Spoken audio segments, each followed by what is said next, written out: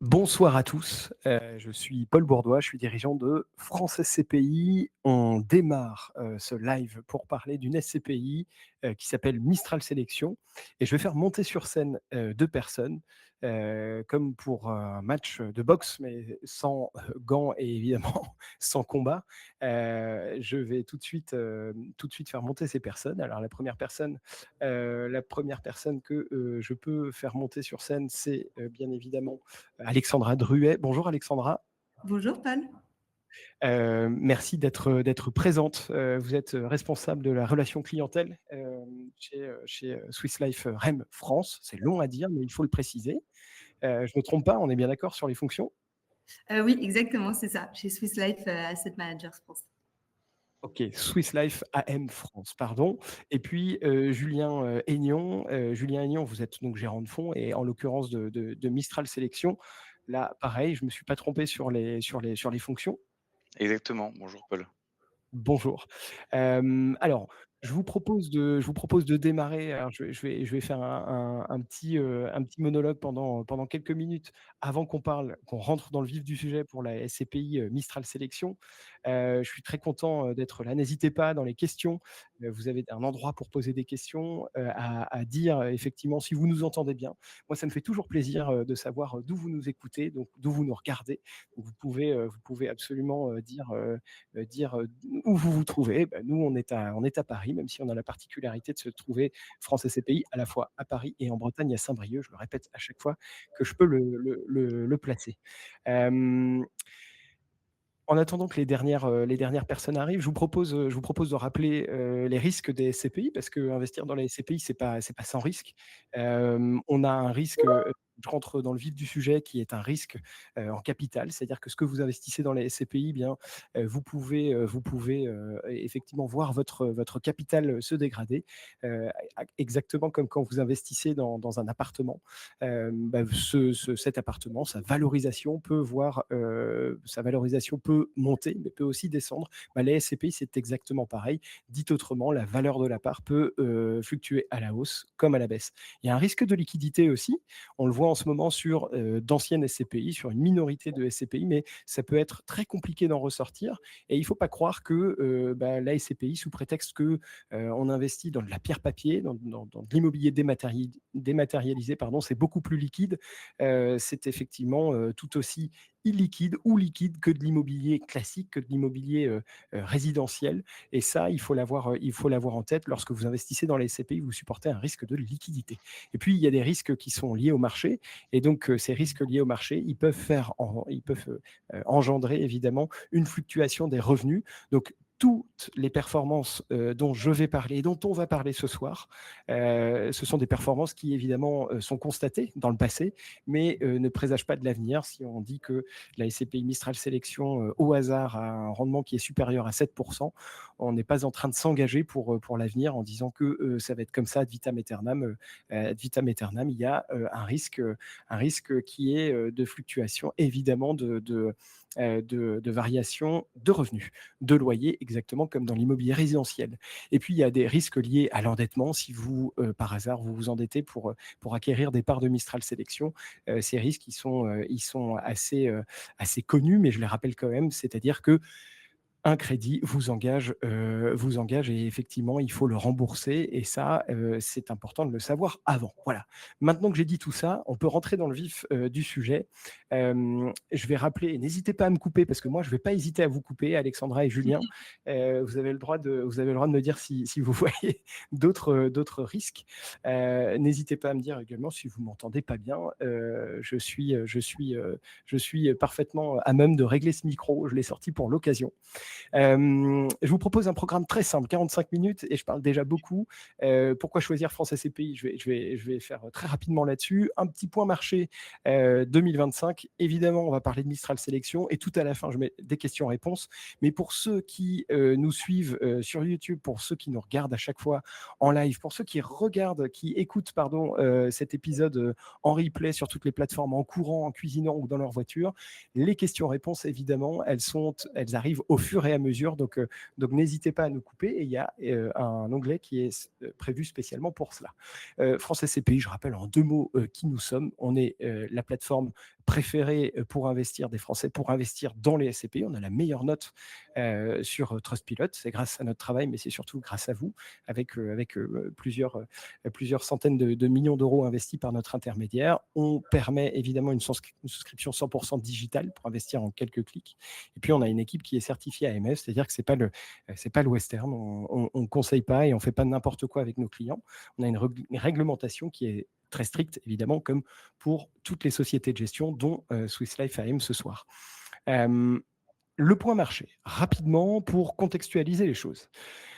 2025, c'était une année qui était pénible, mais moins pénible que les années précédentes. Donc, vous le voyez, en 2022, il y a eu une forte collecte qui, je le rappelle, était due à l'épargne Covid qui avait été accumulée depuis l'année 2020. Et donc, on a senti un fort engouement sur les SCPI, sur l'investissement SCPI, sur les placements en général.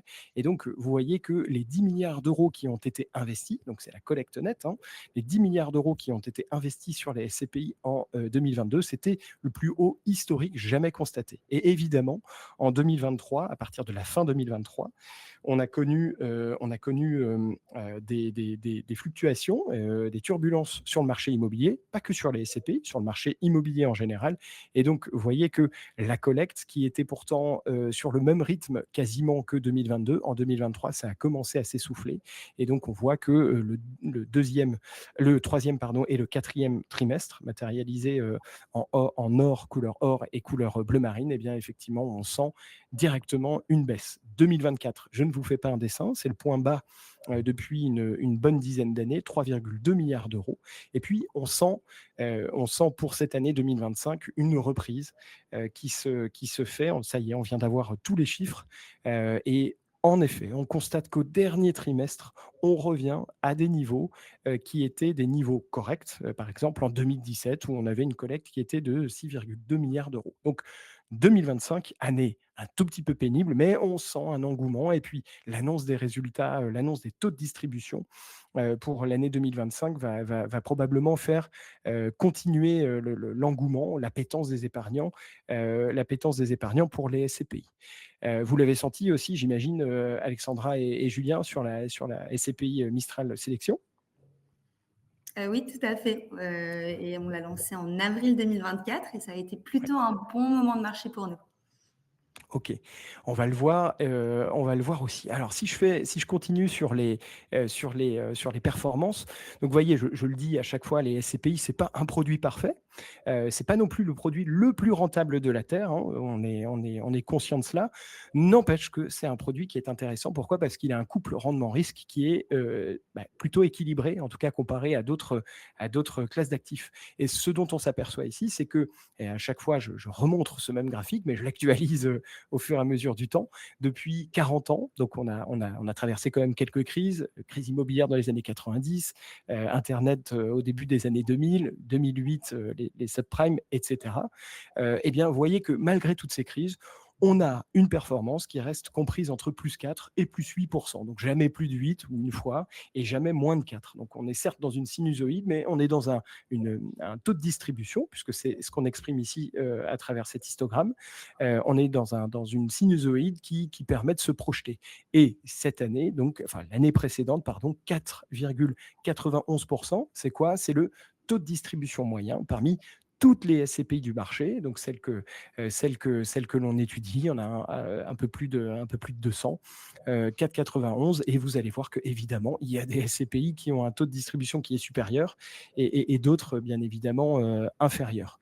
Je continue aussi pour vous montrer que on est face à un marché que nous, on estime risqué. Risqué dans le sens où il y a des choses qui nous alertent. Et c'est aussi l'objet de ce live ce soir, c'est que on fait face, vous en avez probablement entendu parler si vous êtes intéressé par les SCPI. Si vous êtes là, c'est que je crois que ça vous intéresse un peu.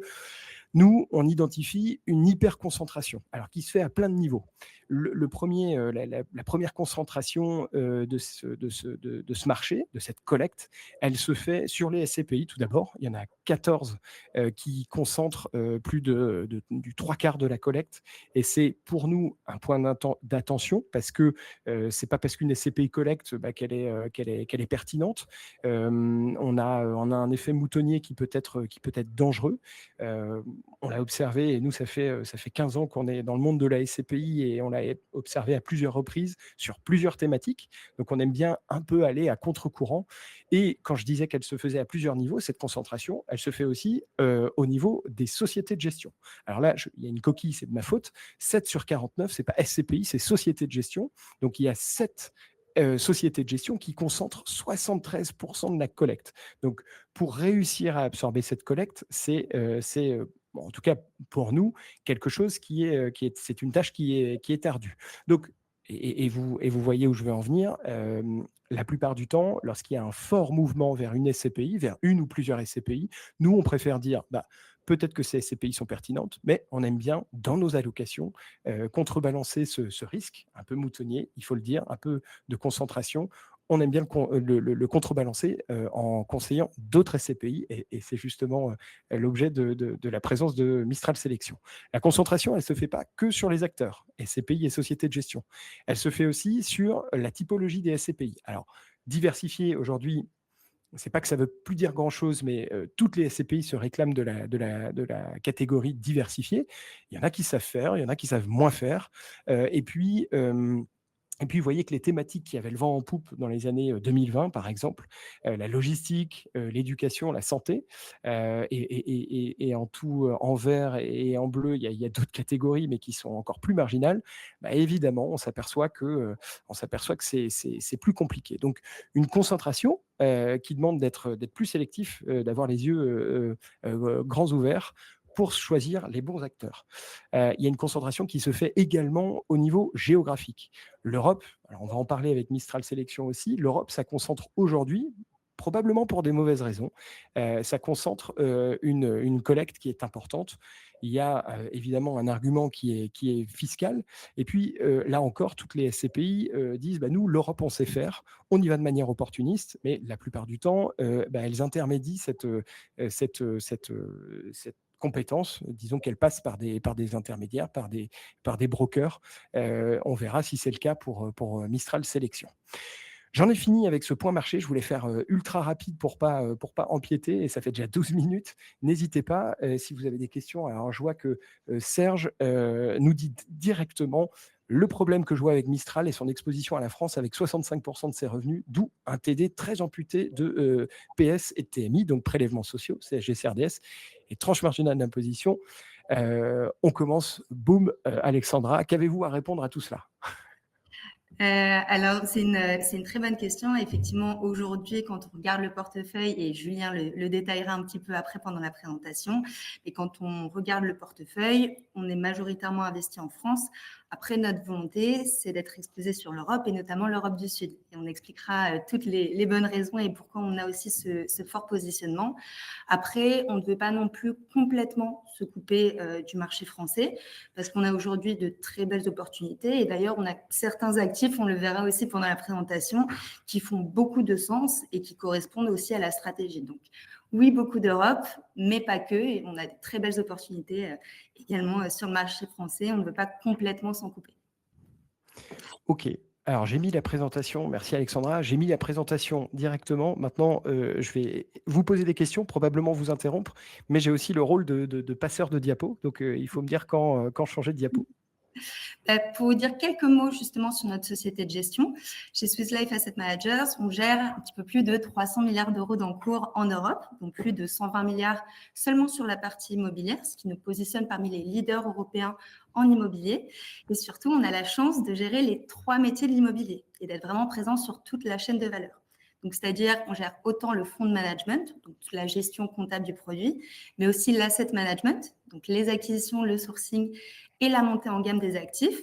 Mais nous nous occupons également du property management et c'est tout ce qui concerne la gestion locative, donc la relation avec les locataires, les quittances, entre autres.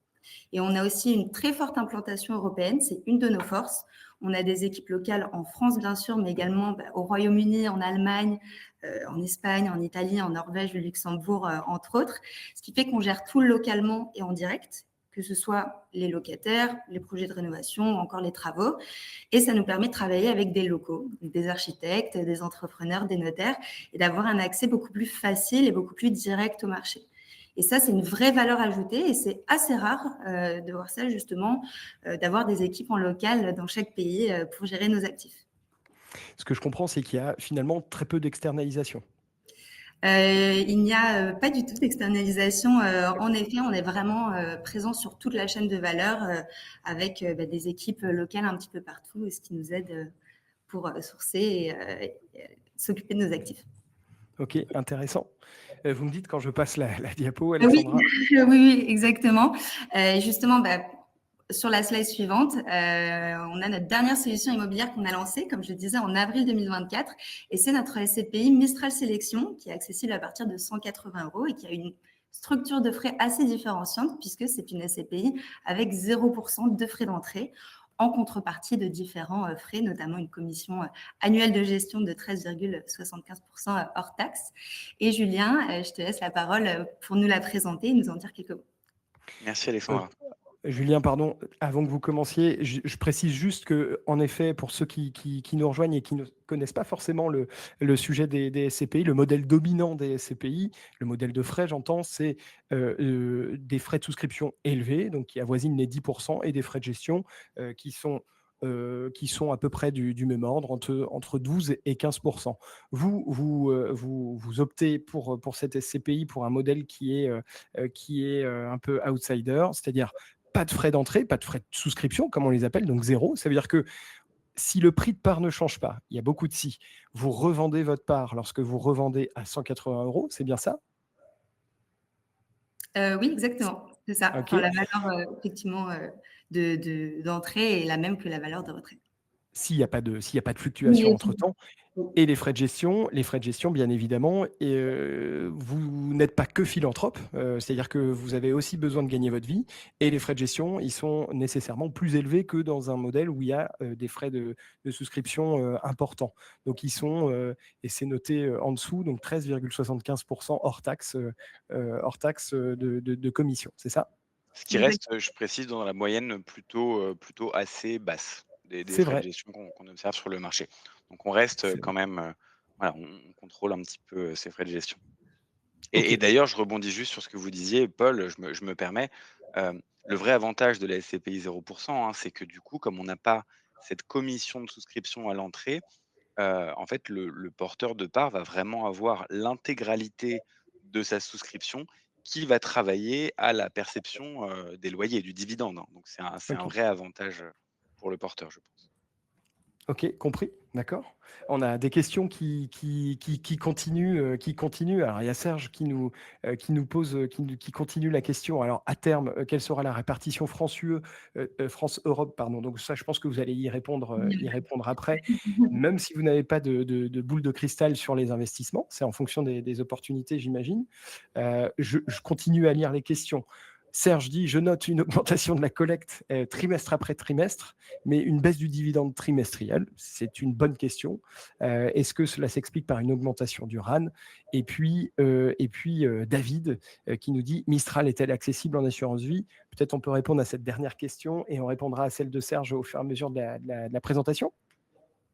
Oui, tout à fait. Alors effectivement, elle est disponible en assurance vie, pas partout, ça va dépendre, effectivement, des différents distributeurs, mais elle est également accessible en assurance vie. Ok. Alors je vais continuer sur cette slide et je pense que ça répondra, à une des questions de Serge. Alors Mistral, qu'est-ce que c'est? Moi, je vais vous parler un petit peu plus de la stratégie, hein, de Mistral Sélection. Alors d'abord, Mistral Sélection, c'est une SCPI qui se veut opportuniste. Alors opportuniste, comment ça? À 2 niveaux. D'abord un opportunisme de marché, en fait, de timing, hein, puisque Alexandra le disait au début, on a lancé le fonds courant 2024, en fait, en pleine période de réajustement vraiment des prix, et des niveaux de rendement, qu'on pouvait observer sur l'immobilier et donc on a pu commencer à se constituer notre patrimoine d'actifs sur ces niveaux de rendement bien plus attractifs. Et donc, en fait, on ne s'est absolument pas pris cette décote qu'ont pu observer les fonds immobiliers un peu plus anciens. Donc, ça, c'est déjà un vrai avantage et opportuniste également dans la sélection des actifs. Donc, on accorde vraiment énormément d'importance à la localisation de nos actifs, à leur qualité intrinsèque. Et donc, on va vraiment essayer, dans notre approche de sourcing, hein, des opportunités d'investissement, d'aller identifier les territoires en mutation. On sait que, voilà, notamment, je prends un exemple souvent du télétravail. On sait que le télétravail, il y a eu des changements un peu démographiques, économiques et sociaux sur les territoires français, hein, notamment. Et donc, nous, notre objectif, c'est vraiment d'anticiper ces changements-là et d'aller investir en amont pardon, de ces transformations pour aller chercher, vraiment, en fait, des actifs qui vont se valoriser dans le temps, puisqu'en CPI, on est sur une approche, bien sûr, patrimoniale, hein. Et donc, c'est là que je vais répondre à la question de Serge.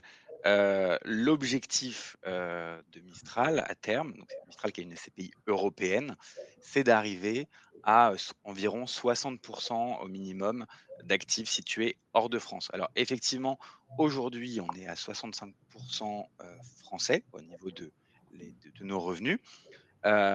Faut savoir que voilà, là, on a plusieurs opérations qui sont en cours et qui sont en train de se déboucler et ce qui se fera dans les prochaines semaines. Et donc notre objectif, qu'on compte tenir, c'est déjà d'être majoritairement européen dès la fin du premier trimestre, 2026, donc vraiment demain, hein. OK, donc là, aujourd'hui, pardon, la proportion, d'actifs, hors de France, elle est à quel niveau, en l'état actuel, pardon? Aujourd'hui, on est à 35 d'exposition européenne. 35. Et donc dans 1 mois et demi, alors je sais bien il y a le temps de l'immobilier, c'est pas le temps de la parole, mais l'objectif donc comme, le disait Julien, c'est 65 à la fin du trimestre. Alors c'est majoritairement, en Europe à la fin du trimestre, donc on va dépasser les D'accord, OK. 50. OK. Et dans le courant de l'année, on sera effectivement à 60 d'actifs, en Europe, hors de France, Minimum. OK. minimum. Génial. Ça marche. Est-ce que vous voulez que je Oui, change de slide on peut ou? passer à la prochaine. Alors, pourquoi l'Europe du Sud? C'est vrai que nous, c'est la stratégie, hein, qu'on a mis en place depuis le début sur Mistral Sélection.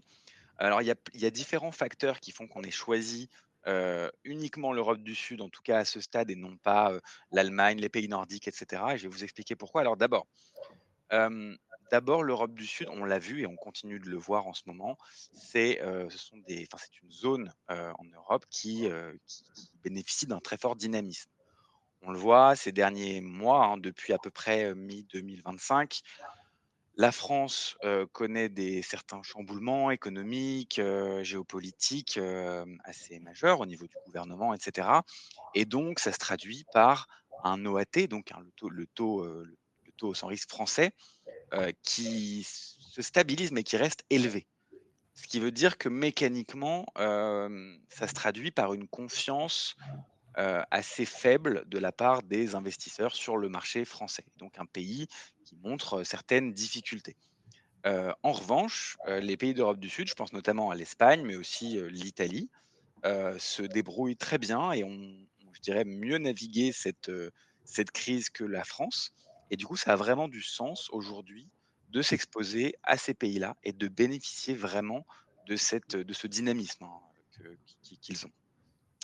Par ailleurs, deuxième point, qui est le point des pardon, des frais de notaire, en fait, de ce qu'on appelle, les transferts taxes, qu'on va payer lorsqu'on fait un achat immobilier dans un pays, hein, ce qui correspond globalement à de l'impôt qu'on paye lorsqu'on fait une acquisition immobilière. Ces transferts taxes sont beaucoup plus faibles, dans ces pays du sud de l'Europe qu'en France. En France, il faut savoir qu'on est aux alentours de 7-8. En Europe du Sud, on se situe plus entre 2 et 4 selon les pays, selon les régions, et cetera. Donc un montant d'impôt en fait qu'on va payer qui est plus faible, et donc on va pouvoir bien sûr aller chercher des niveaux de rendement mécaniquement plus intéressant en Europe du Sud. Et dernier point, pardon, Paul, si vous Non, voulez non, non, poser, non, non, je vous en prie. Non, non, je vous en prie, OK. j'ai plein de questions à vous poser, bien évidemment. Super. Bah, je conclus alors sur le dernier point et je pense que ça va faire écho à la question de Serge, hein. Pourquoi aujourd'hui, c'est vrai qu'il y a de l'appétence pour, une exposition forte, aux pays européens? Bah, tout simplement, en fait, pour l'avantage fiscal, aux porteurs de parts, puisqu'en général, le taux d'imposition dans les pays étrangers est plus faible qu'en France et donc par le mécanisme d'évitement de la double imposition, en fait, ça va bénéficier aux porteurs de parts ça va lui permettre, selon sa situation bien sûr, de venir réduire, son assiette, fiscale. Vous excluez, totalement l'Allemagne ou les pays nordiques, de la location? Vous dites: «Jamais» ou vous pourriez vous laisser tenter dans les années à venir? Alors on dit pas jamais, parce qu'on pense que enfin nous notre conviction, hein, c'est qu'en immobilier, il faut jamais dire jamais. Il faut Mmh. évoluer avec le marché, hein, sinon on finit toujours par avoir tort à un moment donné. Donc je ne dis jamais, jamais, mais c'est vrai que pour l'instant en tout cas et en tout cas à moyen terme, on va continuer ce développement en Europe du Sud et aujourd'hui, il faut savoir que dans notre pipeline d'acquisition, on a, exclusivement des opportunités en Europe du Sud.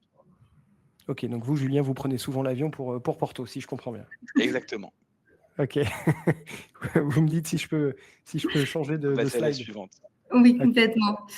Justement, sur la slide suivante, on retrouve cette fois-ci l'évolution de la capitalisation depuis le lancement de Mistral Sélection. Alors aujourd'hui, Mistral Sélection, on est à plus de 50 millions de capitalisation. Et on voit cette évolution qui témoigne alors de la confiance des porteurs de parts, mais surtout qui montre notre rythme de collecte finalement, qui est assez stable et linéaire, ce qui est assez simple parce que ça nous permet d'investir cette collecte assez progressivement et surtout de façon maîtrisée. De même pour le nombre d'associés, et une précision qui me semble à mon avis importante, c'est que la partie institutionnelle finalement au passif du fonds représente moins de 5%. En nous comptant d'ailleurs dans ce chiffre, parce que nous avons une très faible partie de Mistral dans un autre produit immobilier que l'on a. Et donc, c'est un élément qui est assez rassurant parce que nous n'avons pas de grosses mains, finalement, au passif du fonds, qui induiraient des mouvements forts, que ce soit de collecte ou même de décollecte, et qui pourraient impacter la liquidité du fonds. OK, donc ce que je comprends, c'est qu'en effet, avoir des gros investisseurs, des gros épargnants, des gros associés finalement, qui ont beaucoup de parts, ce que vous appelez donc les institutionnels, ça ne pas en avoir ou en avoir de manière réduite, ça réduit d'autant le risque d'illiquidité si jamais ils décident de se retirer, rapidement comme on l'a vu dans les précédentes années, c'est ça? Exactement, c'est tout à fait Ah, ça. c'est intéressant, ce graphique, je trouve ça pertinent parce que nous, on constate, chez France SCPI, bien évidemment, on propose pas que Mistral Sélection, mais on constate qu'il y a certaines SCPI qui sont plutôt jeunes, donc un peu du même acabit que Mistral Sélection, même si votre société de gestion est pas toute jeune. Des SCPI jeunes qui collectent très fort, très vite et qui peuvent être amenés à investir de manière un peu précipitée pour évidemment pour servir du rendement à leurs associés. Vous, au contraire, vous pourriez enclencher une machine de guerre, mais vous y allez pas à pas, tranquillement, avec des investissements qui sont raisonnés. Moi, c'est ce que je Exactement. comprends de ce graphique. Et Ouais, ça me permet de rebondir d'ailleurs parce que en fait, le vrai intérêt de cette courbe qui est linéaire en fait, hein, c'est que nous, à la gestion, ça nous permet vraiment d'anticiper justement, les acquisitions. C'est-à-dire que quand on fait face à une collecte qui est exponentielle, c'est difficile de préparer un deal flow en amont qui pourra accueillir cette collecte. Alors que là, sur ce type d'évolution-là, nous, ça nous permet, des mois en avance de justement venir préparer ces acquisitions, sans se presser parce qu'effectivement, on est capable justement, comme vous le disiez Paul, d'anticiper et donc on peut, investir de façon plus mesurée et vraiment d'aller sélectionner les meilleures opportunités et pas de devoir à tout prix déployer pour garantir un taux de distribution, acceptable. Intéressant. OK, super. Je vois qu'on a des questions de Serge. Merci Serge, vous êtes hyper actif, ça fait plaisir. Quid de la diversification? Là, Serge parle de la diversification typologique. J'imagine que vous allez y venir après aussi. Oui, bah, c'est parfait parce qu'effectivement, sur la prochaine slide, on a notre patrimoine immobilier et je laisse Julien pour présenter notre patrimoine. Alors effectivement, on a commencé nos acquisitions en 2024, par la France parce que voilà, c'est notre pays d'origine. On connaît le marché et on a commencé avec des petites lignes, hein, donc voilà, on est vraiment venu chercher et constituer un premier patrimoine de la SCPI sur les actifs français, et on a continué sur 2025 avec un premier pas au Portugal, avec l'actif que vous voyez, en bas à gauche, l'actif d'Hermesine 2 en périphérie de Porto. Et tout récemment, en fin 2025, on a signé notre première acquisition à Vicenza, cette fois-ci en Italie, pas très loin de Venise, un Mhm. commerce pied d'immeuble. Hem, 2 points là-dessus, qui me paraissent importants. Premièrement, vous le voyez, hein, on se limite vraiment au niveau du volume de nos actifs. On essaye de viser des lignes aux alentours de 3, 4, 5 millions en moyenne parce que pour nous, cette granularité dans le portefeuille d'actifs, elle est très importante. Hem, Parce qu'on ça nous permet d'être plus agile, d'être mieux diversifié et de mutualiser en fait le risque et c'est tout l'intérêt selon moi des SCPI, hein. On vient vraiment mutualiser le risque, sur, l'ensemble de nos actifs et donc à mon sens, c'est préférable d'avoir, heu, plein de petites lignes que, 3 grosses lignes.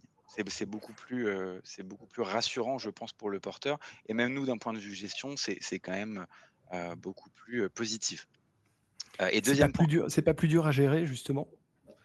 alors c'est vrai, c'est plus dur à gérer, enfin, surtout ça nous donne plus de travail, Mhm. mais c'est aussi, voilà, c'est aussi pour ça qu'on est là, hein et c'est l'expertise qu'on met à disposition de nos porteurs de parts, hein. C'est vrai qu'on se facilite pas la tâche parce que c'est plus simple à gérer. Il est plus simple de gérer 3 gros actifs que 10 plus petits, mais ça nous semble pas idéal et on a fait le choix plutôt de la raison que de la facilité, je pense.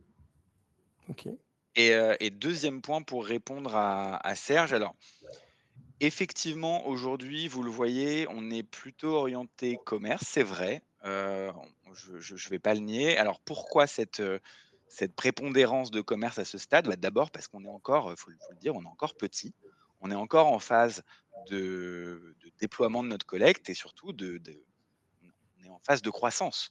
Alors une SCPI qui est toute petite, au début, c'est difficile d'être parfaitement diversifié et ça, c'est quelque chose sur lequel vraiment là, avec notre collecte qui commence à être, conséquente, c'est quelque chose sur lequel on va maintenant pouvoir, agir. Donc, d'abord, on a amélioré la diversification géographique puisqu'au début, on était 100 français et là, vous le voyez, on se diversifie de plus en plus, sur les pays du sud de l'Europe avec le Portugal et l'Italie. Et la diversification, typologique, elle va arriver également, heu, puisqu'on va regarder des opportunités, dans d'autres secteurs et d'ailleurs j'en profite, j'en parlais juste un petit peu plus tôt, mais je vais faire un peu de teasing sur, une de nos opportunités qui devrait se déboucler très bientôt. Il s'agit d'un hôtel, heu, de l'hôtellerie de plein air, pour être très exact et voilà, ça devrait arriver dans les cours des prochaines semaines. Je peux pas vous en dire beaucoup plus malheureusement, mais en tout cas, ça va venir améliorer cette diversification typologique qu'on va essayer de renforcer encore par la suite.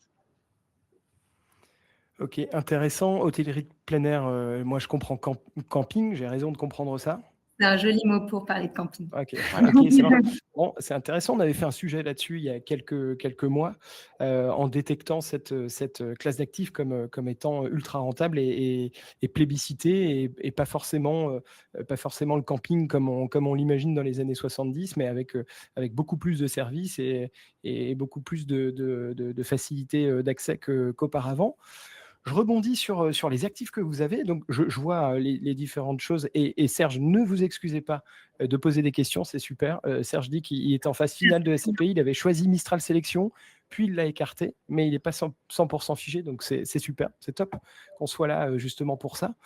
Quand je vois taux de rendement, par exemple, allez, je vais prendre l'actif en Italie ou même celui à Tizy-les-Bourgs, 9,15% taux de rendement. Donc ça, évidemment, je précise que ce n'est pas garanti. On est bien d'accord. Et dans le temps, voilà, rien n'est garanti dans le temps. Et que par ailleurs, le taux de rendement, ça, c'est ce que vous encaissez. Mais ce n'est pas ce qui est évidemment reversé aux épargnants. C'est ce que ce que rapporte l'actif à la SCPI. On est bien d'accord, je ne me trompe pas. Exactement, c'est bien ça.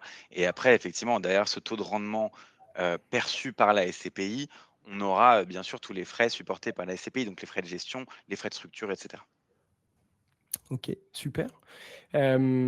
Si vous avez d'autres choses à dire, je reste sur cette diapo, sinon Passer à la je suivante. poursuis. Ok, donc là on est plus dans les chiffres clés. Exactement, pour parler un petit peu de résultats et de chiffres, c'est vrai que Mistral Sélection connaît quand même un démarrage assez prometteur. Nous avons distribué au titre de l'année 2025 8,07% net de frais de gestion et brut de fiscalité. Et le prix de part n'a pas bougé. Donc la performance globale annuelle est égale au taux de distribution.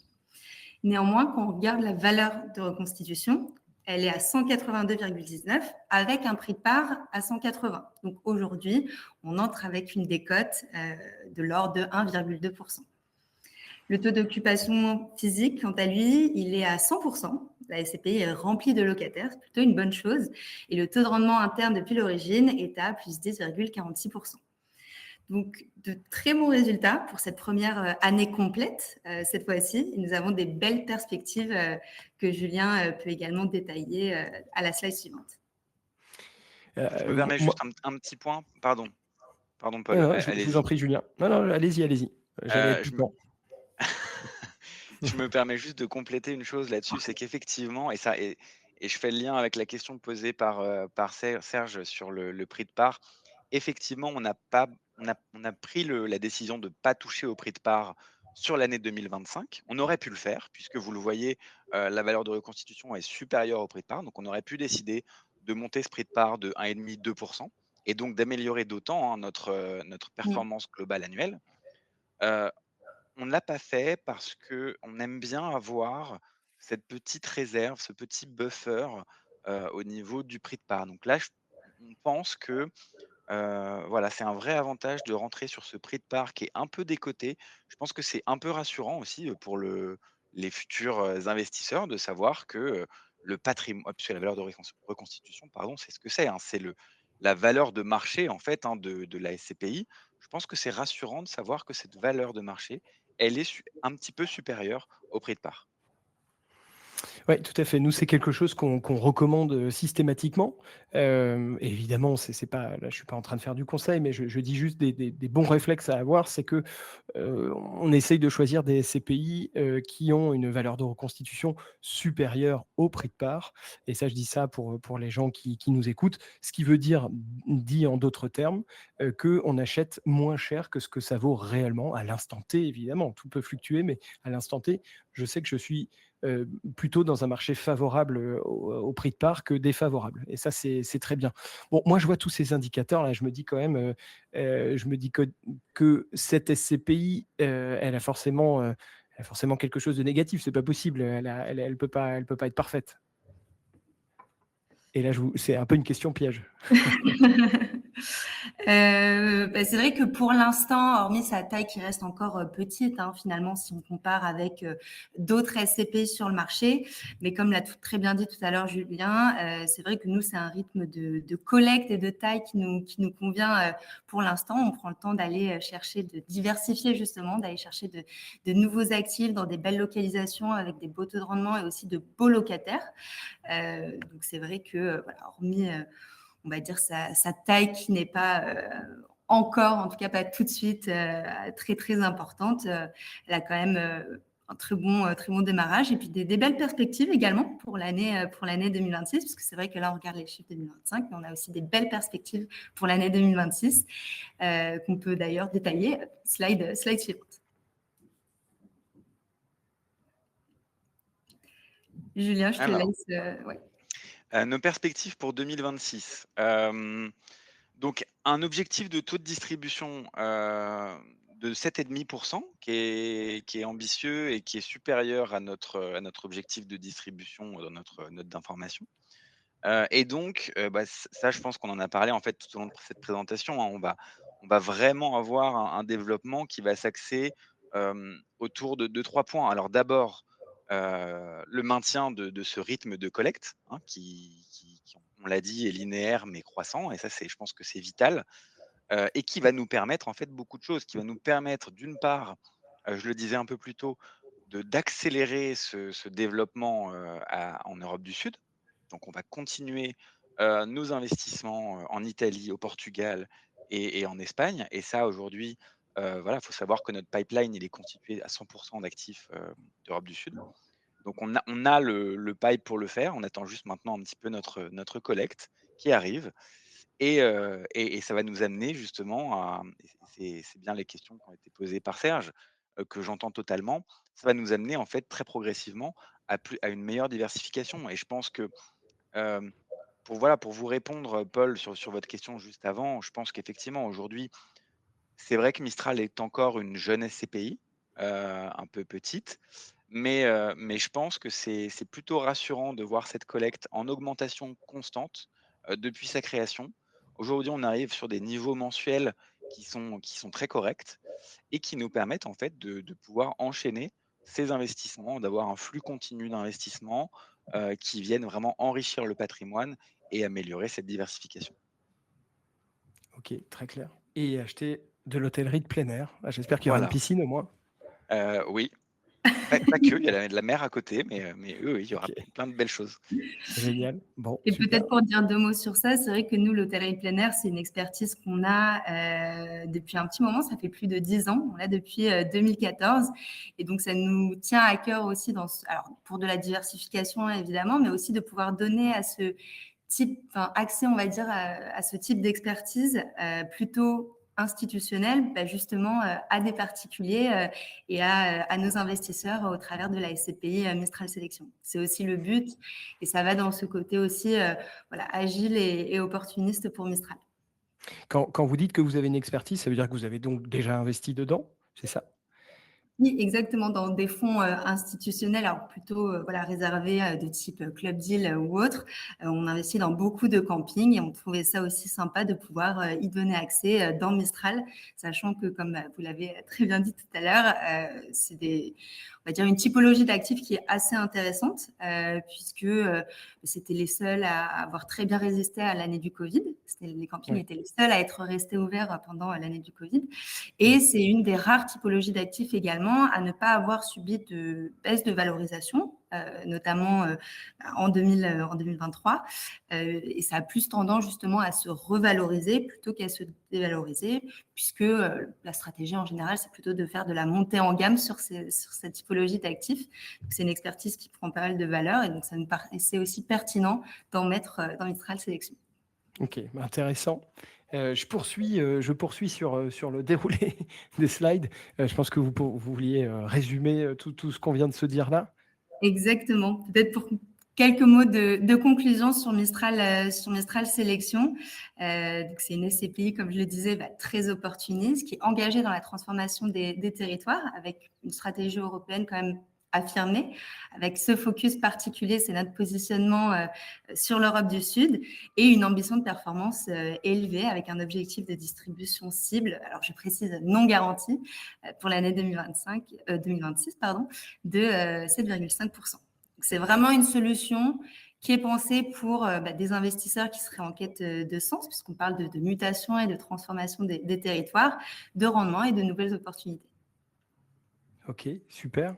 Est-ce que vous voulez conclure aussi, Julien? Peut-être avant de suggérer des questions. Alors Serge a été hyper actif, peut-être Serge, vous avez d'autres questions, et Alors, avec plaisir.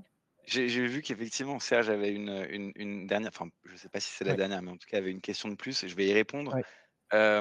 Alors sur la durée résiduelle des baux, on est à 4,13 ans au 31 décembre 2025. Mmh. Hem, un commentaire là-dessus, c'est qu'on est effectivement aujourd'hui plutôt orienté commerce, et il faut savoir que les baux en commerce, en général, pas tout le temps, mais en très grande majorité, c'est souvent ce qu'on appelle du 3-6-9.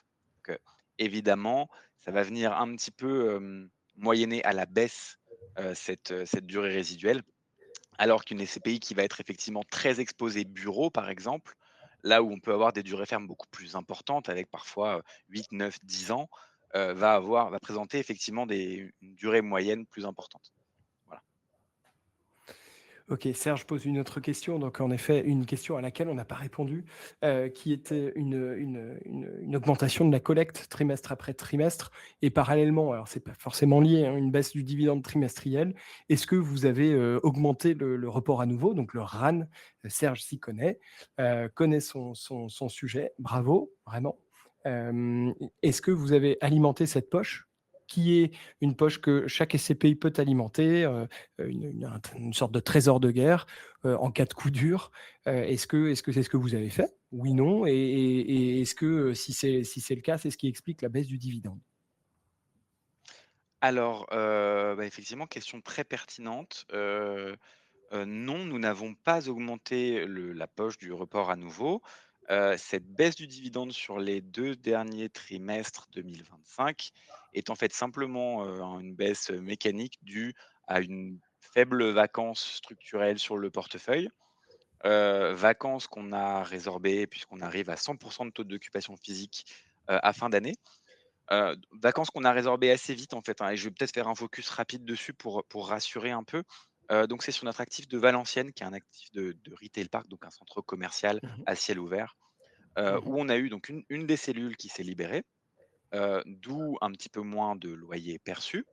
Et en fait, en moins de 3 mois, on a réussi à relouer cette cellule, avec un meilleur locataire puisqu'on a fait entrer Action, qui est une vraie locomotive, pour ce type d'actif. Donc, vraiment positif pour le reste de l'actif.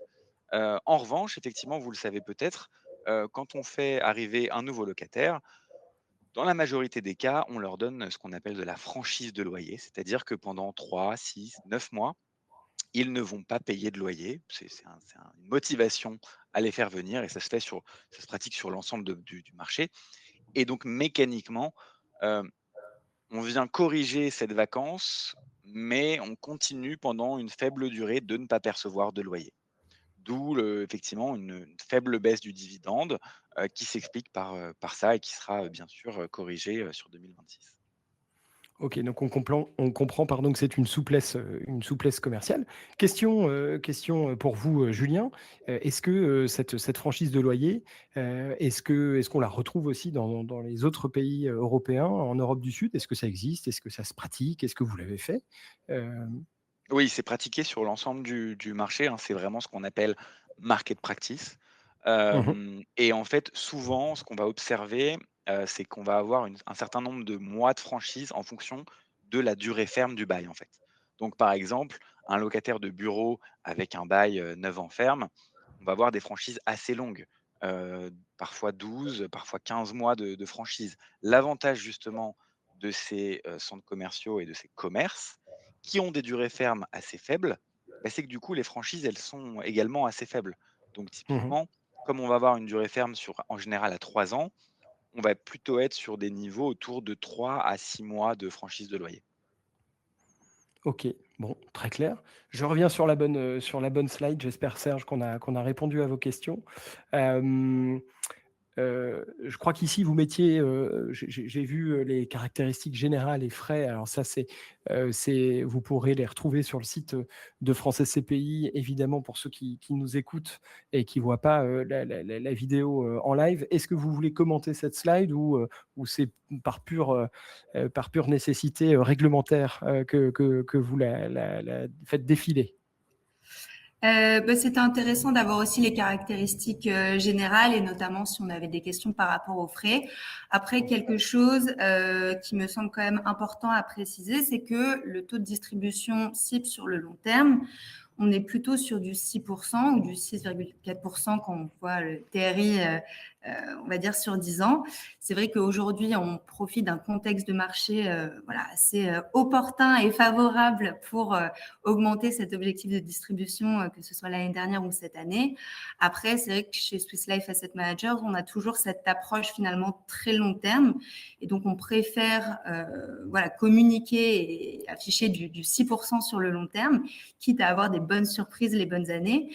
Peut-être que dans quelques années, on n'aura pas forcément ces mêmes conditions-là. Donc, ça nous paraissait, voilà, on va dire, plus prudent et pertinent de communiquer sur du 6% de taux de distribution cible sur le long terme, qui reste Ok, qui est même non garanti.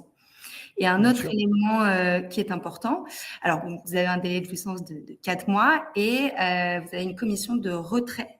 C'est assez commun finalement sur ce type de SCPI. Ça permet d'éviter les allers-retours parce que ça reste de l'immobilier, ça reste du long terme. Et donc cette commission de retrait, elle est à hauteur de 6% si le client vend avant 6 ans. Donc ça, c'est un D'accord. élément qui est important pour également la stabilité finalement et la pérennité de la SCPI. Oui, c'est une question que j'allais vous poser. Si vous voyez des épargnants qui arrivent sur votre SCPI, puis qui ressortent au bout d'un an, 2 ans, s'ils ont encaissé leur loyer. Mais donc, c'est pertinent puisque je rappelle, on est le sous-jacent est immobilier. C'est pertinent, d'avoir un produit, sur lequel les épargnants, les associés, ceux qui investissent, soient engagés sur un minimum de temps, Bien sûr. pour vous laisser le temps aussi de bien investir. Je comprends. Et OK. c'est également très protecteur finalement pour les porteurs de parts, pour éviter que voilà, ceux qui investissent dans la SCPI sur le long terme soient pénalisés par d'autres investisseurs qui voudraient faire des allers-retours et de profiter, on va dire, de certaines bonnes années. Donc c'est aussi très protecteur finalement pour les porteurs de parts. Très bien, c'est très clair. Je vois que ça fait 50 minutes qu'on a démarré. Je vois que les questions et c'est toujours comme ça, affluent, à la fin, mais c'est super. Serge, merci beaucoup pour toutes ces questions parce que je vais vous faire revenir à chaque fois, vous animez, particulièrement le débat. Serge nous demande si vous êtes endetté, si la SCPI est endettée. Martib, j'espère que je prononce bien votre prénom ou votre nom, les frais de sortie concernent également ces cas dans l'assurance vie. Et Phi nous dit: «Et après 6 ans, que se passe-t-il?» Voilà, ça fait 3 questions et peut-être on va conclure là-dessus. Oui, alors pour la partie du coup, effectivement, assurance vie, ces frais existent également en assurance vie. Voilà, pour toujours ce mécanisme protecteur des porteurs de parts. Et pour la question des après 6 ans, effectivement, après ces 6 ans, il n'y a plus cette commission de retrait sur la SCPI. Et la OK. première, je ne m'en souviens pas. L'endettement, c'est sur l'endettement. Je peux la prendre cette Ouais, question. Effectivement, aujourd'hui, Mistral n'est pas du tout endetté, donc on est à 0 hein, de taux d'endettement. Pourquoi? Parce que, bah, aujourd'hui, en fait, on n'en a pas besoin, tout simplement parce qu'on peut acheter sur des niveaux de rendement, qui sont déjà très intéressants et qui nous permettent de largement dépasser, sans levier, de largement dépasser, en fait, notre objectif de taux de distribution. Donc, aujourd'hui, c'est vrai que ce recours à l'endettement n'est pas nécessaire. On s'empêche pas de le faire à l'avenir pour venir encore un petit peu booster cette performance. Mais voilà, il faut savoir aussi qu'effectivement le marché immobilier, c'est cyclique. Ces taux de rendement, ne seront sans doute pas, à ces niveaux pour toujours et effectivement, l'utilité du levier, c'est que justement pendant ces périodes où on a peut-être des niveaux de rendement un peu plus faibles, c'est bien d'avoir cette capacité d'endettement puisque là, on va pouvoir venir justement rajouter un petit peu de rendement sur nos actifs grâce à l'effet de levier. Donc on préfère pour le moment en garder sous le pied, si je puis dire, pour pouvoir voilà, avoir une performance stable sur la durée en fonction des variations de marché. C'était le mot de la fin, sauf, Alexandra, si vous voulez rajouter quelque chose? c'était très complet. Super, merci beaucoup, ça donne envie. Moi, ça me donne envie, et je me force pas en général, quand je sens pas les SCPI, je préfère pas en parler. Là, ça donne envie. Je retiens, qu'il y a des points, de vigilance. Évidemment, c'est une jeune SCPI, donc il y a un patrimoine qui est encore en développement, des jeunes actifs. Mais à côté de ces points de vigilance, moi, ce que je note, c'est que, on a une SCPI qui est sans frais d'entrée, évidemment, avec tous les frais qu'il y a par ailleurs et en contrepartie, et les contraintes, hein, je reprécise, c'est une SCPI sans frais de souscription et liée à une société de gestion qui est importante, qui a de l'expérience. Et ça, en général, c'est quelque chose qu'on ne voit pas. Moi, en tout cas, en tant que dirigeant d'une plateforme SCPI qui rassemble toute l'offre, je vois souvent des SCPI sans frais, mais qui sont liés à des jeunes sociétés de gestion. Là, vous, c'est tout le contraire. Donc, ça donne extrêmement envie. Il y a une collecte qui est encore évidemment modeste. On ne se parle pas des volumes, de volumes importants, mais je remarque qu'elle est rythmée et qu'elle est constante. Et ça, c'est quelque chose qu'on retient souvent chez France SCPI. C'est une collecte constante qui est importante. Et je regarde mes notes. Et en effet, ce que j'ai noté, c'est qu'il y avait de belles perspectives avec des performances non garanties évidemment, mais et qui sont très intéressantes. Merci beaucoup d'avoir été présents avec nous, Alexandra et Julien. Merci à vous. Je rappelle qu'on peut souscrire dans votre SCPI, sur France SCPI, bien évidemment, en pleine propriété, en nue propriété, en assurance vie, à crédit aussi. Et ça, c'est très, très bien. N'hésitez pas, Julien et Alexandra, si vous vous promenez sur YouTube, à vous inscrire et à vous abonner à notre compte France SCPI. Vous aurez plein de vidéos très intéressantes, dont une vidéo sur Mistral Sélection. Et puis, évidemment, vous pouvez nous écouter en faisant votre footing, en cuisinant, en voiture, partout, sur toutes les plateformes d'écoute, Spotify, Deezer et autres. Je vous remercie et je vous souhaite une très bonne soirée à tous.